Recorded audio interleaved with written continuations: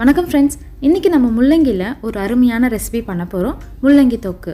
இந்த தொக்கு வந்து ஒரு 15லிருந்து 20 நாள் போல் நம்ம ஃப்ரிட்ஜில் ஸ்டோர் பண்ணி வச்சு சாப்பிடலாம். ரொம்ப நல்லாயிருக்கும். வாங்க எப்படி பண்ணுறதுன்னு பார்க்கலாம். And welcome to Mithras kitchen.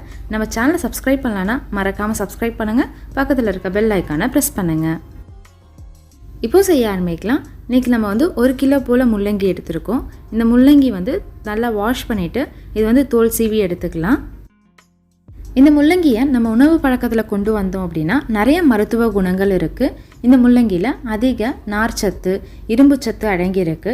நம்ம இதயத்தை வலுப்படுத்தவும் நோய் எதிர்ப்பு சக்தியை அதிகரிக்கவும் இந்த முள்ளங்கி வந்து உதவுது. இந்த முள்ளங்கியில் இருக்க தோல்லாம் நீக்கிட்டு இதை வந்து இந்த அளவுக்கு சின்னதாக கட் பண்ணி எடுத்துட்டு அடுத்து நம்ம தொக்கு செய்ய ஆரம்பிக்கலாம். இந்த தொக்கு செய்ய கடாயில் 1 டேபிள் ஸ்பூன் அளவு எண்ணெய் விட்டுக்கலாம். எண்ணெய் காஞ்சதும் 1 டேபிள் ஸ்பூன் தனியா சேர்த்து இந்த தனியாவை ஒரு 30 செகண்ட் போல் வறுத்து விட்டுக்கலாம்.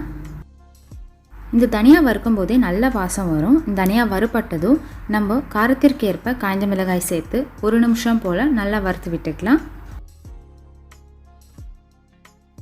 இப்போ இந்த மிளகாயெல்லாம் நல்லா வறுபட்டதும் இது கொஞ்ச நேரம் ஆறட்டும். ஆறினதுக்கப்புறமா மிக்சி ஜாரில் மாற்றிட்டு இது கூடவே ஒரு பெரிய நெல்லிக்காய் சைஸ் புளி,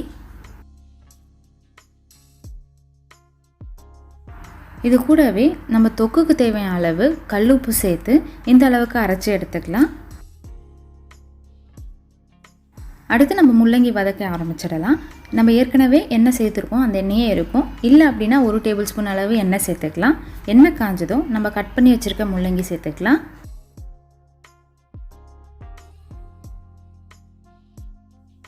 இந்த முள்ளங்கி எல்லாமே ஒரு 10லிருந்து 15 நிமிஷம் போல் நல்லா வதங்கட்டும். நம்ம இந்த தொக்கு செய்கிறதுக்கு அதிக அளவில் முள்ளங்கி வந்து தேவைப்படும். நம்ம முள்ளங்கி வாங்கும்போது அந்த கீரையும் சேர்த்து கொடுப்பாங்க. அந்த கீரையை நம்ம தூக்கி போடாமல் அதில் நிறைய வெரைட்டிஸ் ஆஃப் ரெசிபீஸ் பண்ணலாம். முள்ளங்கி பொரியல், கூட்டு, வடை கூட பண்ணலாம். இந்த முள்ளங்கி கீரையை வேஸ்ட் பண்ணாமல் இது மாதிரி ஏதாவது ஒரு ரெசிபி ட்ரை பண்ணி பாருங்கள்.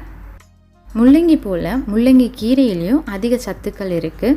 முள்ளங்கி கீரையில் அதிக நார் சத்தும் மற்ற கீரையை போலவே அதிக ஊட்டச்சத்தும் இதில் இருக்குது. இப்போது இந்த அளவுக்கு முள்ளங்கி நல்லா ஒரு 10லிருந்து 15 நிமிஷம் போல் வதங்கினதும் நம்ம ஏற்கனவே அரைச்சிருக்கோம் இல்லைங்களா, அது கூடவே இந்த முள்ளங்கியும் சேர்த்து அரைச்சி எடுத்துக்கலாம். இந்த அளவுக்கு நைஸாக அரைச்சி எடுத்துகிட்டு நம்ம அரைச்சி எடுத்ததை திரும்ப வதக்க போகிறோம். கடாயில் 4 டேபிள் ஸ்பூன் அளவு எண்ணெய் விட்டுக்கலாம்.